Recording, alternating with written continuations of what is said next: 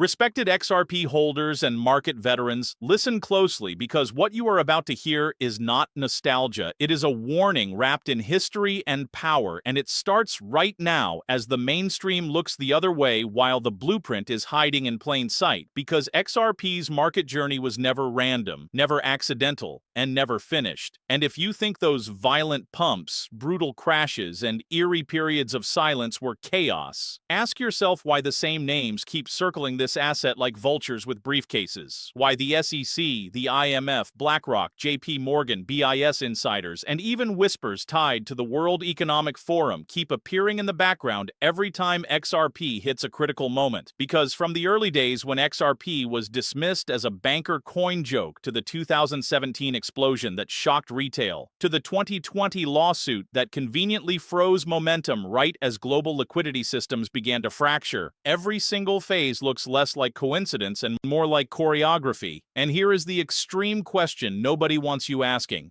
WTF if the crashes were not failures but filters, designed to shake out weak hands before something much bigger? Because every market journey has markers, and XRP's markers line up uncomfortably well with regulatory timing, institutional testing, and global payment stress points. And as we move forward, I want you to do one thing right now before this goes further. Smash the like button, subscribe, and comment XRP if you are still here. Because this channel exists to decode what others are terrified to even mention.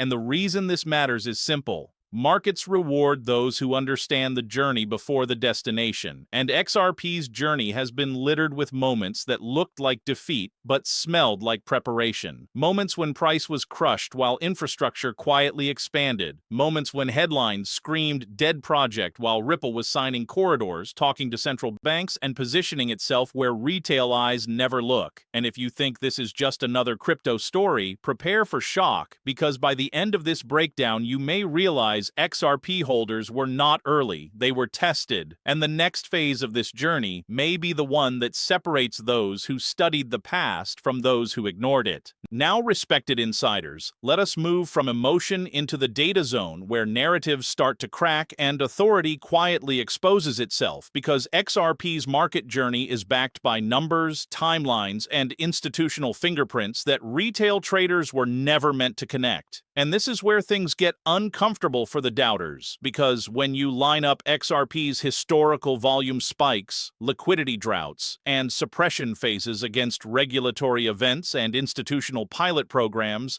the overlap is not subtle, it is blatant.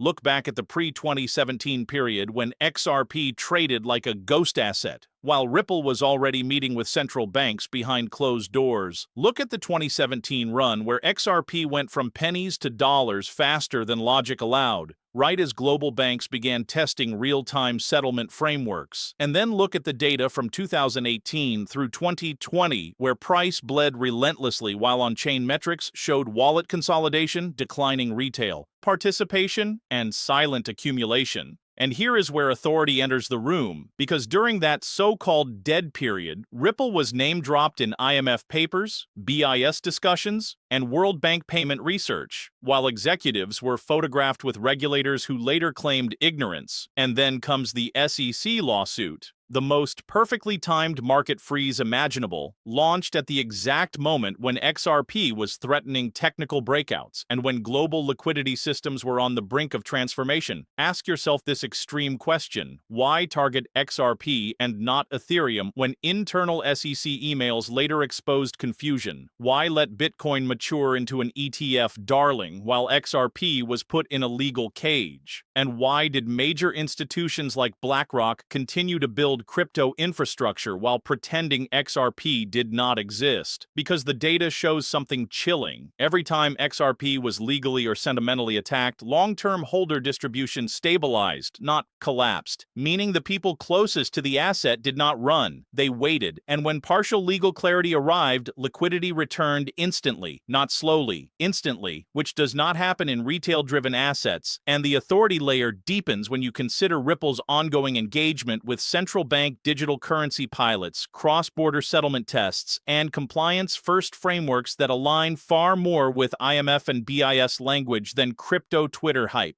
And this is why mainstream media avoids this journey narrative, because admitting XRP's market behavior matches institutional asset grooming would raise terrifying questions about who controls price discovery, who benefits from suppression, and who gets positioned first. And if you still think this is speculation, remember that markets do not reward belief. They reward preparation backed by data. And XRP's data screams that this journey is being supervised, not abandoned. Respected XRP strategists, this is where the journey turns explosive, because catalysts are never announced in advance. They are disguised as noise, distraction, and fear. And XRP has been living inside manufactured FUD longer than almost any digital asset in history. And that alone should make you suspicious, because real failures fade quietly while real threats are attacked relentlessly. And XRP has been attacked by influencers, regulators, media outlets, and even other crypto projects with a level of obsession that borders on panic. And here is the uncomfortable truth. FUD is not created for assets that do not matter. It is deployed to delay positioning. And the primary catalyst everyone is pretending not to see is structural necessity, not hype, because global payment rails are breaking under geopolitical pressure, sanctions, fragmented liquidity, and slow settlement. And when the IMF warns about cross-border inefficiencies, when BIS papers talk about interoperability,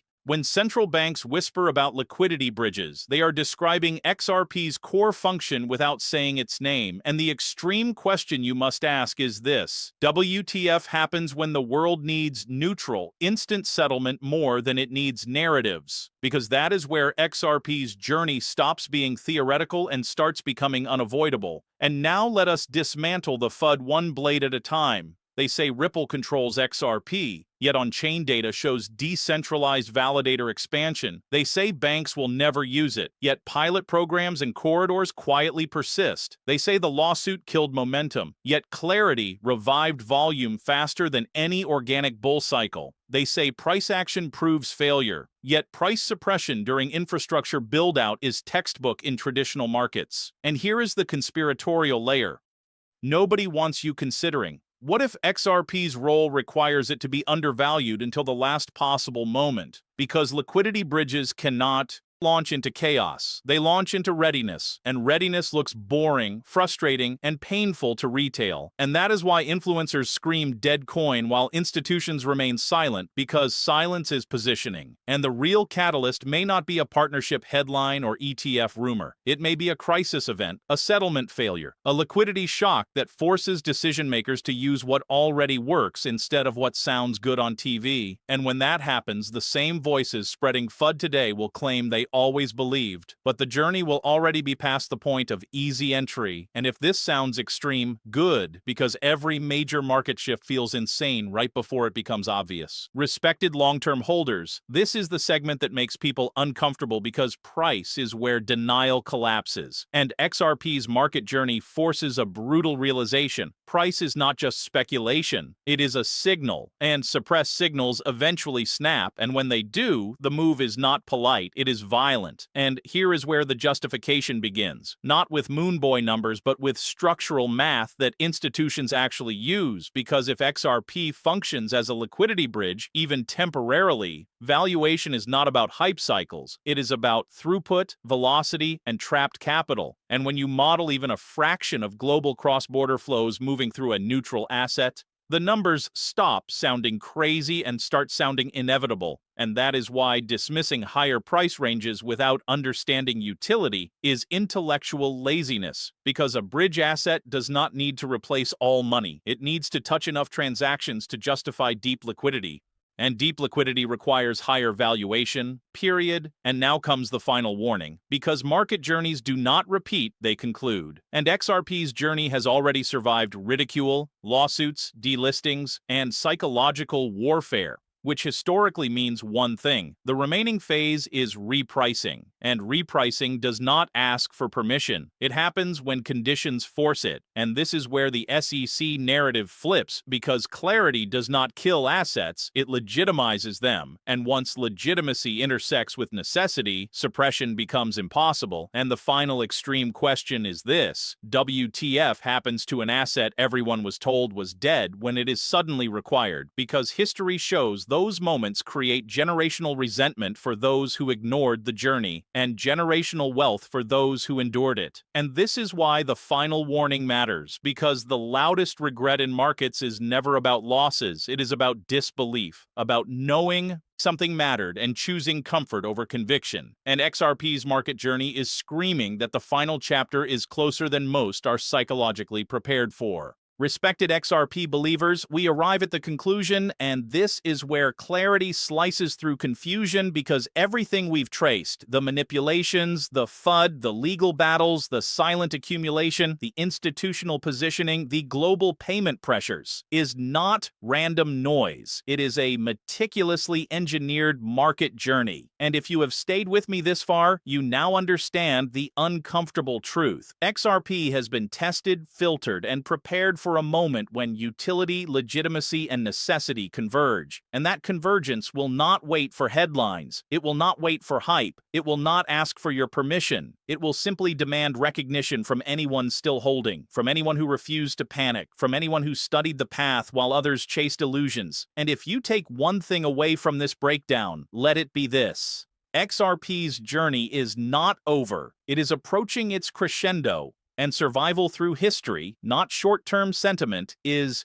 what positions you for the next explosive phase. So if you want to stay ahead, keep tracking institutional movements. Keep understanding the structural utility. Keep differentiating noise from signal. And remember, the mainstream will continue to mislead. The FUD will continue to distract, and the market will continue to test patience. But those who see the journey for what it truly is, an orchestrated path toward necessity and recognition, will be the ones who walk away prepared, not surprised, and that, my fellow XRP holders, is where power meets opportunity, and history is ready to reward those who endured, watched, and understood.